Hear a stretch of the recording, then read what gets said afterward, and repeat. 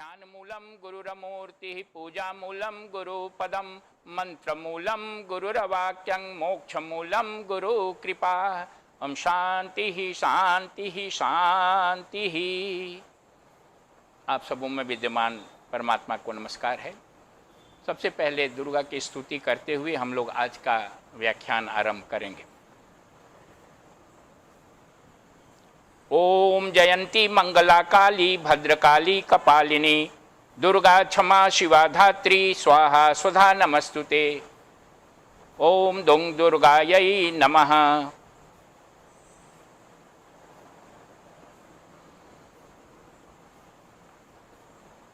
ये स्तुति का एक छोटा सा अंश है। स्तुति तो बहुत लंबी है, लेकिन केवल उसकी आरंभिक दो पंक्तियों का अभी हम लोगों ने स्तुति के रूप में लिया और इसमें बहुत गहरी बात कही गई है और इसके एक एक शब्द को आध्यात्मिक रूप से समझना जरूरी है।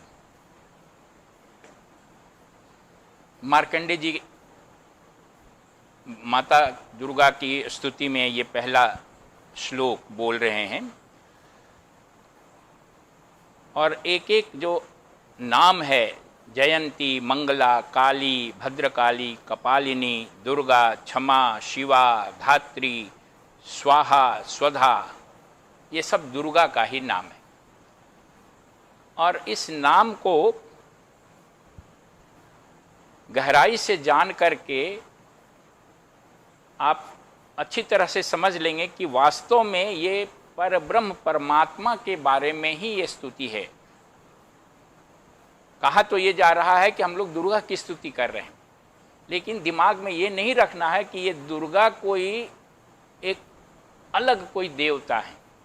इसीलिए मैंने अभी ये दो मतलब श्लोक के दो ये पंक्तियों के माध्यम से आपको व्याख्या करना चाहेंगे। ओम से शुरू हो रहा है ये स्तुति। ओम जो शब्द है अपने आप में एब्सोल्यूट ब्रह्मन पर ब्रह्म परमात्मा के लिए ही आता है। ओम जो है वो परमात्मा का शाब्दिक प्रतीक है। अगर शब्द के रूप में ब्रह्मन को कहा जाए, उनका एक प्रतीक शब्द के रूप में लिया जाए तो वो केवल ओम है। अब इसकी गहरी व्याख्या दूसरी जगह करेंगे। ये ओम अपने आप में स्थूल सूक्ष्म और कारण तीनों तल को ये प्रतिनिधित्व करता है।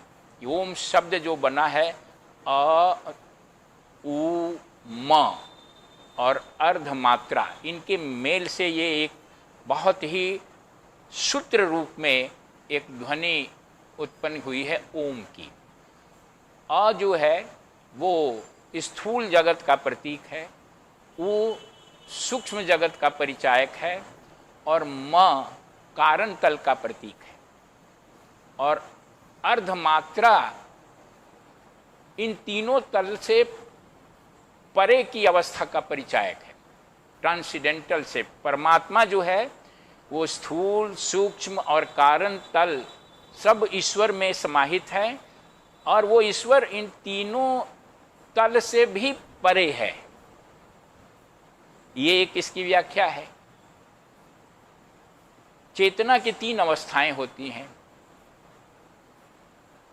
जागृत, स्वप्न और सुषुप्ति। व्यक्ति या कोई भी जीव इन्हीं तीन चेतना में रह सकता है। जागृत तल का प्रतीक है, वो स्वप्न चेतना का परिचायक है और म सुषुप्ति चेतना का प्रतीक है। और जो अर्धमात्रा है, चंद्र बिंदु है, वो इन तीनों तलों से परे का परिचय देता है। यानी परमात्मा जो है वो जागृत स्वप्न सुषुप्ति तो है ही, इससे परे भी है। इसी में इसको बांध के नहीं रखा जा सकता है। इसलिए इस स्तुति का आरंभ ओम से हुआ, जबकि ये दुर्गा की स्तुति है। जयंती जो सबसे पहला जो शब्द है उसको जयंती शब्द का अर्थ है सबसे उत्कृष्ट एवं विजयशालिनी। सबसे उत्कृष्ट, बेस्ट ऑफ द बेस्ट, और विजयशालिनी, विजय प्रदान करने वाली या विजय का प्रतीक। तो ये जो देवी हैं उनको जयंती भी कहा जाता है। वास्तव में जयंती सबसे उत्कृष्ट कौन है? सबसे उत्कृष्ट परमात्मा है। तो ये जयंती शब्द दुर्गा के लिए आया है, लेकिन वास्तव में उस परमात्मा का द्योतक है। मंगला,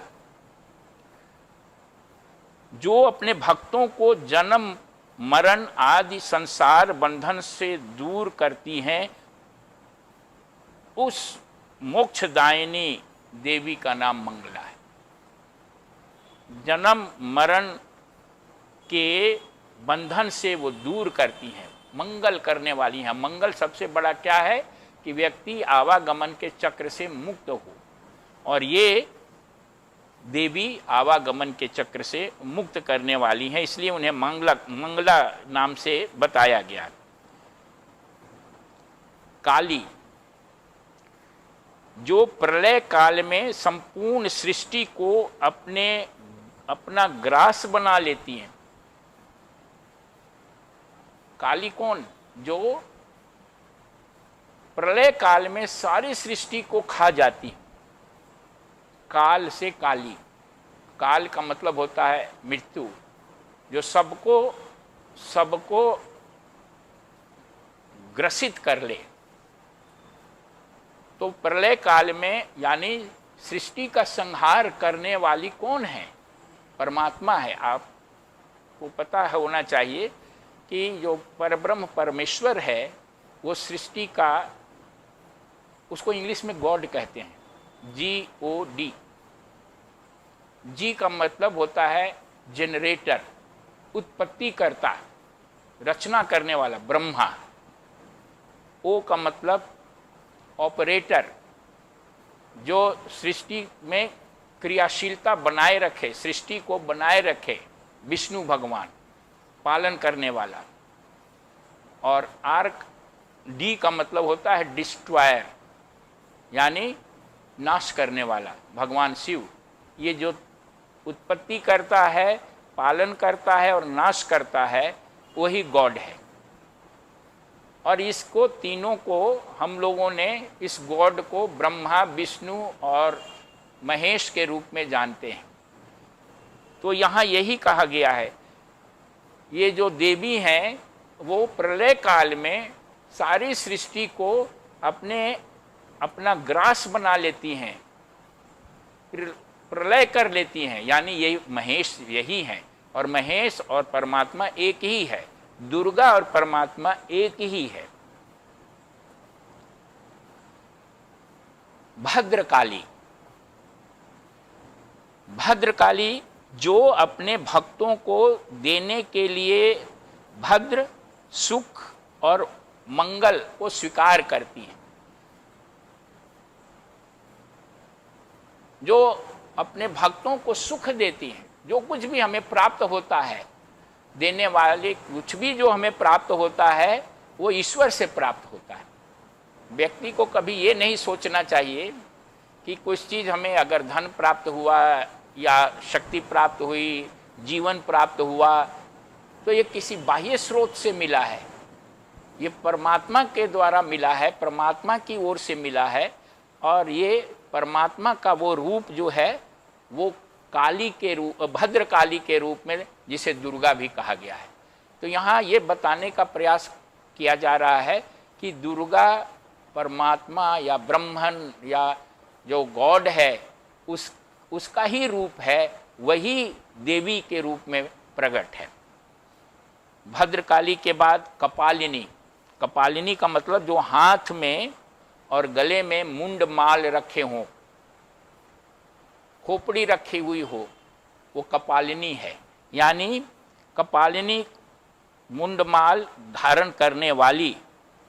मुंडमाल धारण करने के पीछे या कपाल लिए रहने के पीछे एक संदेश है कि वो वैराग्य का प्रतीक है। संसार में किसी भी चीज से राग नहीं रखना है। दुर्गा देवी जो है अपने हाथ में कपाल लिए हुए हैं, जो ये बताती हैं गलती कहाँ होती है, दुख का कारण क्या है। हम राग कर लेते हैं। राग का मतलब अटैचमेंट, आसक्ति, आसक्त हो जाते हैं। दुर्गा अपने हाथ में कपाल धारण किए हुए हैं, इसलिए कपाली कहलाती हैं, जो ये बताता है कि हमें हमेशा असंग रहना है। यहां रहते हुए भी हर चीज से असंग रहना है। दुर्गा, दुर्गा का मतलब जो दुर्गति को दूर करें। सदगति और दुर्गति, जो ईश्वरोन्मुख जो जाता है, ईश्वर की तरफ जो यात्रा करता है, उसकी गति सदगति है। और जो संसार की तरफ यात्रा करता है वो दुर्गति में है। क्यों? क्योंकि ईश्वरोन्मुख जो गति है, ईश्वर की तरफ जो गति है, वो आपको मुक्ति प्रदान करती है। और जो संसार की तरफ गति है वो आपको बंधन देती है।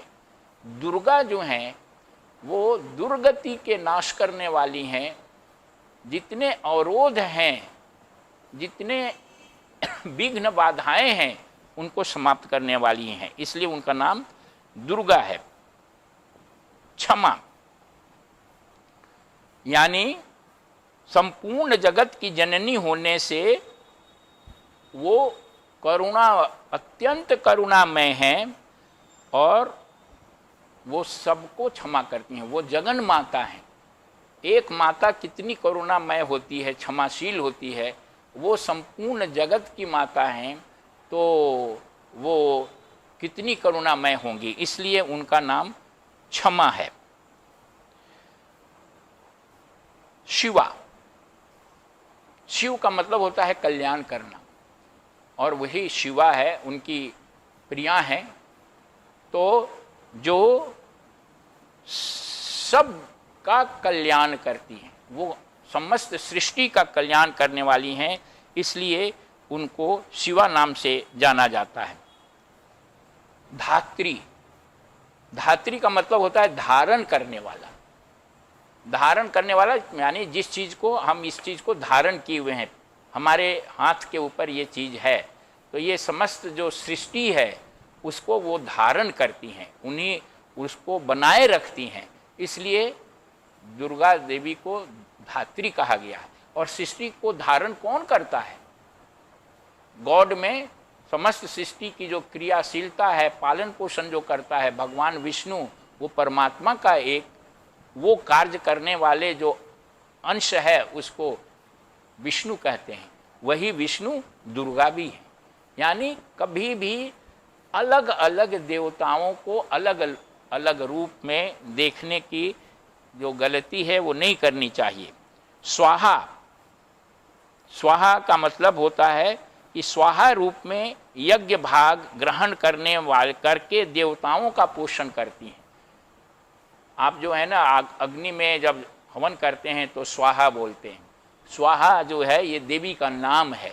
वो स्वाहा जो है वो यज्ञ में जो अंश है देवताओं का, वो देवता लोगों का पोषण यज्ञ में आहुति के द्वारा होता है। और वो पोषण प्रदान करने वाली, पहुंचाने वाली, देवताओं को पोषण देने वाली शक्ति का नाम स्वाहा है। वो दुर्गा देवी। स्वधा, स्वधा रूप में श्राद्ध और तर्पण स्वीकार करके पितरों का पोषण करती है। हम लोग अपने पितरों, पितृलोक में, पितृलोक जो है पूर्वज जो हमारे गुजर गए हैं, तो उनको जो हम तर्पण करते हैं, पिंड दान करते हैं, तो उस तर्पण और पिंड दान का जो अंश है या एसेंस है, सार है, वो पितृलोक तक पहुंचा करके पितरों का पोषण करती हैं। इसलिए उस शक्ति का नाम स्वधा है। दुर्गा का नाम स्वधा भी है। तो मार्कंडे जी ने ये प्रार्थना करते हुए दुर्गा के ये कुल 11 नाम बताए हैं और ये 11 नाम वास्तव में परमात्मा के ही रूप हैं। जयंती मंगला काली, भद्रकाली कपालिनी, दुर्गा क्षमा शिवा धात्री स्वाहा सुधा नमस्तुते, ऐसी देवी को हम प्रणाम करते हैं।